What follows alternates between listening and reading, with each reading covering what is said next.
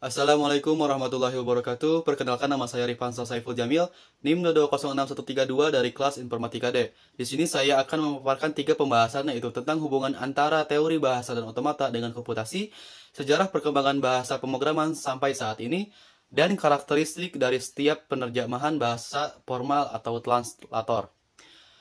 Pembahasan pertama yaitu mengenai hubungan antara teori bahasa dan otomata dengan komputasi. Teori otomata mempelajari model mesin komputer menggunakan model matematika, di mana mesin-mesin tersebut dibuat dan dikembangkan dengan meniru kemampuan manusia dalam hal menyelesaikan perhitungan, kalkulasi dengan lebih cepat dan terpercaya. Otomata adalah mesin yang dirancang untuk mengikuti serangkaian instruksi yang sistematis. Hubungan di antara teori bahasa dan otomata adalah bahasa dijadikan sebagai input oleh suatu mesin otomata. Selanjutnya, mesin otomata akan membuat keputusan yang mendedikasikan apakah input itu diterima atau tidak. Sekitar tahun 1950, Noam Chomsky mengemukakan perangkat formal yang disebut grammar untuk memodelkan properti-properti bahasa. Grammar berisi sejumlah aturan serta menspesifikasikan bahasa tertentu. Grammar mempunyai manfaat atau nilai sangat besar di ilmu informatika, karena pencapaian ini digunakan untuk mendeskripsikan dan mendefinisikan sintak bahasa pemrograman dan bahasa-bahasa formal yang lain. Adapun teori komputasi berkaitan dengan studi bagaimana persoalan atau problem dapat diselesaikan pada sebuah model dengan menggunakan algoritma. Secara garis besar, teori bahasa dan otomata adalah cabang ilmu komputer yang mempelajari mesin abstrak dan masalah komputasi yang dapat diselesaikan menggunakan mesin tersebut. Selanjutnya, pembahasan kedua yaitu mengenai sejarah perkembangan bahasa pemrograman sampai saat ini. Yang pertama, pada tahun 1842 sampai 1843, sekitar tahun 1842 sampai 1843, program komputer pertama diciptakan oleh Lovelace. Ia adalah orang pertama yang menjadi bahwa komputer memiliki aplikasi di luar perhitungan murni. Ia menciptakan algoritma pertama yang dimaksud untuk dilakukan oleh komputer. Akibatnya, ia sering disebut sebagai orang pertama yang mengenali potensi penuh dari komputer dan juga sebagai programmer pertama. Pada tahun 1940-an, komputer modern bertenaga listrik diciptakan dengan kecepatan yang terbatas, juga kapasitas memori yang kecil, memaksa programmer untuk menulis tangan bahasa pemrograman. Akhirnya, disadari bahwa membutuhkan banyak usaha intelektual untuk melakukan pemrograman. Yang kedua, pada tahun 1943 sampai 1945, di mana bahasa pemrograman pertama didesain untuk mengkomunikasikan instruksi kepada komputer. Ditulis pada tahun 1950-an, bahasa pemrograman yang pertama, Plankalkul, diciptakan oleh orang Jerman bernama Konrad Zuse, tetapi tidak diimplementasikan sampai tahun 1998 dan pada tahun 2000-an. Yang ketiga, pada tahun 1949, Shortcode oleh John Mauchly yang dikembangkan pada tahun 1949 adalah salah satu bahasa yang memiliki tingkat tinggi pertama yang pernah diciptakan untuk komputer elektronik. Yang keempat, pada 1952, Manchester Mark I oleh Alice Glennie dianggap sebagai program tingkat tinggi pertama yang sudah dikompil, berfungsi mengubah suatu bahasa ke kode mesin. Yang kelima, pada tahun 1957, Fortran oleh John Backus, bahasa pemrograman tertua yang masih digunakan sampai sekarang. Bahasa ini juga digunakan oleh NASA untuk komputasi numerik dan saintifik. Yang keenam, pada 1959, COBOL, Common Business Oriented Language oleh Short Range. COMIT adalah bahasa pemrograman pertama yang diamanatkan oleh Departemen Pertahanan Amerika Serikat.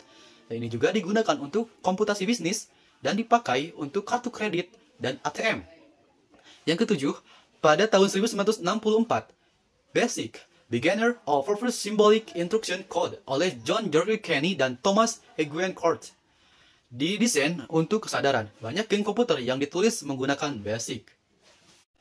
Yang kedelapan, pada tahun 1970, Pascal oleh Niklaus Wirth dinamakan berdasarkan Blaise Pascal, diciptakan untuk mengajarkan pemrograman berstruktur dan struktural data, sering digunakan untuk aplikasi Windows seperti Skype. Yang kesembilan, pada 1972, C oleh Dennis Ritchie, salah satu bahasa pemrograman terpopuler sedunia. Banyak bahasa pemrograman yang dihasilkan dari C, seperti C#, Java, JavaScript, VRL, PHP, dan Python. Yang ke-10, pada 1980, ADA oleh Jan Ichibiah, dinamakan berdasarkan Ada Lovelace, berasal dari Pascal, diciptakan untuk mengembangkan sistem perangkat lunak besar, sering digunakan oleh Departemen Pertahanan, Transportasi, Manufaktur, dan lain-lain. Yang ke-11, pada tahun 1983, C++ oleh Bjarne Stroustrup, sebelumnya bernama C dengan kelas, merupakan ekstensi dari C dengan peningkatan seperti kelas, fungsi virtual, dan templates.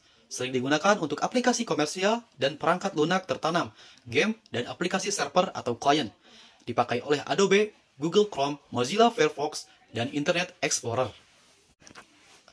Yang ke-12, pada tahun 1991, Python oleh Guido van Rossum dinamakan berdasarkan grup komedi Monty Python. Diciptakan untuk mendukung berbagai gaya pemrograman dan seru untuk digunakan.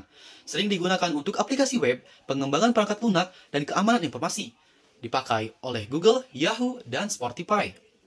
Yang ke-13, pada tahun 1993, Ruby oleh Yukihiro Matsumoto didesain untuk pemrograman yang lebih produktif dan menyenangkan. Sering digunakan untuk pengembangan aplikasi web, dipakai oleh Twitter, Hulu, dan Groupon.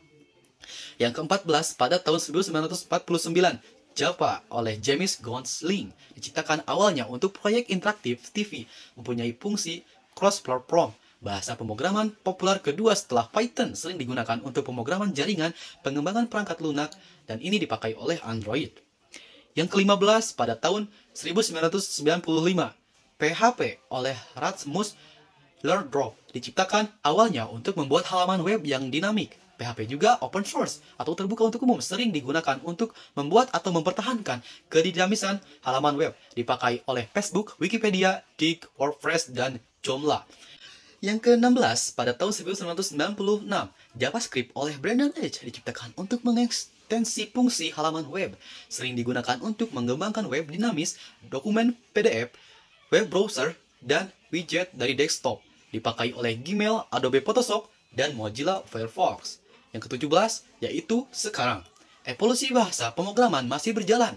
Di dunia industri maupun riset, beberapa tren seperti yang pertama, meningkatkan dukungan untuk pemrograman fungsional dalam bahasa mainstream yang digunakan untuk komersial, termasuk pemrograman fungsional murni agar membuat kode menjadi lebih mudah. Yang kedua, membangun untuk mendukung pemrograman yang kongruen dan terdistribusi. Yang ketiga, integrasi dengan database seperti XML. Dan yang keempat, riset untuk bahasa pemrograman komputasi kuantum. Pembahasan yang terakhir, karakteristik dari setiap penerjemahan bahasa formal atau translator. Yang pertama, assembler. 1. Mengubah kode sumber yang ditulis dalam bahasa assembly menjadi kode mesin dan kemudian kode mesin tersebut dijalankan oleh komputer. 2. GAS dan GNU adalah contoh assembler yang digunakan untuk merakit sistem operasi GNU dan kernel Linux dan berbagai perangkat lunak lainnya. 3. Pada output assembler adalah kode mesin yang dapat ditemukan kembali yang dihasilkan oleh assembler diwakili oleh kode biner. Ketika dikompil, lebih kecil ukurannya. 4. Lebih efisien dan hemat memori. 5. Lebih cepat dieksekusi. 6. Relatif lebih sulit untuk dipahami, terutama jika jumlah baris sudah terlalu banyak. 7. Dalam melakukan suatu pekerjaan, baris program relatif lebih panjang dibanding bahasa tingkat tinggi. Yang kedua, kompilator. 1. Jika hendak menjalankan program, hasil kompiler dapat dilakukan tanpa butuh source code. 2. Pembuatan kode yang bisa dijalankan mesin dilakukan dalam dua tahap terpisah, yaitu parsing atau pembuatan kode objek dan linking atau penggabungan kode objek dengan library. 3. Membutuhkan linker untuk menggabungkan kode objek dengan berbagai macam library demi menghasilkan suatu kode yang bisa dijalankan oleh mesin. 4. Bisa dilakukan optimasi atau peningkatan kualitas kode yang bisa dijalankan. Yang ketiga, interpreter. 1. Jika hendak dilakukan program interpreter, butuh source code. 2. Pembuatan kode yang dijalankan mesin dilakukan dalam satu proses, tidak terpisah. 3. Tidak membutuhkan linker untuk menggabungkan kode objek dengan berbagai macam library. 4. Tidak bisa dilakukan optimasi atau peningkatkan kualitas kode. Baik, begitu saja yang dapat saya sampaikan. Mohon maaf jika banyak kata yang kurang tepat untuk disampaikan. Wabillahi taufiq wal hidayah. Wassalamualaikum warahmatullahi wabarakatuh.